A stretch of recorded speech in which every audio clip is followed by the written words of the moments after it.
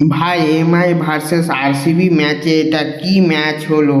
Match তো হয়নি, মনে হচ্ছিল একটা পুরো অ্যাবসোলুটলি সিনেমা হচ্ছিল। মানে কিছু বলার নাই, মনে হচ্ছিল যে এটা মনে হয় কোথাও স্ক্রিপ্ট লেখা ছিল যে এইভাবে ম্যাচটি হবে। একবারে সিনেমার মতো ম্যাচ হলো, মানে কিছু বলারই নাই। Mumbai Indians versus royal Challengers Bengaluru ম্যাচটি, যেখানে 200 প্লাস রান চেস হয়ে যাচ্ছে, সেখানে মাত্র এইটুকু রানে দুটা টিম কি খেলা দেখালো, মানে বলার কিছু নাই। মুম্বাই ইন্ডিয়ান্স টিম 166 রানে কি খেলা দেখালো! মুম্বাই ইন্ডিয়ান্স টিমের 166 রান হয়েছিল 7টা উইকেট 20 ওভারে, আর এইটুকু রানে কি খেলা হলো, মানে বলার কিছু নাই।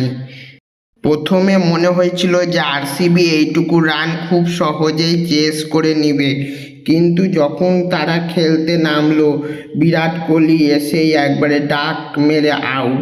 তারপরে দেবদত্ত পাটিকাল আউট, তারপরে জেকব বেথাল আউট, তারপরে রজত পাটিদার আউট।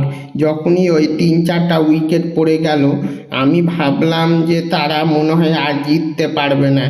কিন্তু তারপরে এসে যে কুণাল পান্ডিয়া যেই খেলাটা দেখালো মাঝের ওভার থেকে, মানে বলার কিছু নাই। একবারে স্যালুট কুণাল পান্ডিয়াকে, যা খেলা দেখালো। কুণাল পান্ডিয়া তো না, এটা মনে হচ্ছিল কোনো রাক্ষস খেলা দেখাচ্ছে, কোনো দানব চলে এসেছে, যা মার মারলো, মানে বলার কিছু নাই। আমার মনে হচ্ছে যে যদি তখনকার ওই যে নামান্ধির ওই মানে বাউন্ডারির ওই পার থেকে যে তিলক বর্মাকে ক্যাচটি দিয়েছিল কুণাল পান্ডিয়ার, যদি তখন ধরে নিত, তাহলে ম্যাচটি মুম্বাই ইন্ডিয়ান্স টিম জিততে পারত। কিন্তু পরে ধরলো ঠিকই, কিন্তু তার আগে কুণাল পান্ডিয়া ম্যাচ তৈরি করে দিয়ে চলে গেছিলো 1-2টা ছক্কা মেরে। আর তার যাওয়ার পর রোমারিও শেফার্ডও আউট হয়ে গেল, আর টিম ডেভিড তো এসেই আউট হয়ে গেছিল। যখন রোমারিও শেফার্ডের উইকেটটি পড়ে গেল, তখন ভাবলাম যে ম্যাচটি মুম্বাই ইন্ডিয়ান্স টিম জিতে যাবে। তারপরে যে ভুবি এসে ওই একটা ছক্কা মারলো, তারপরে একবারে অবস্থা খারাপ হয়ে গেছিল।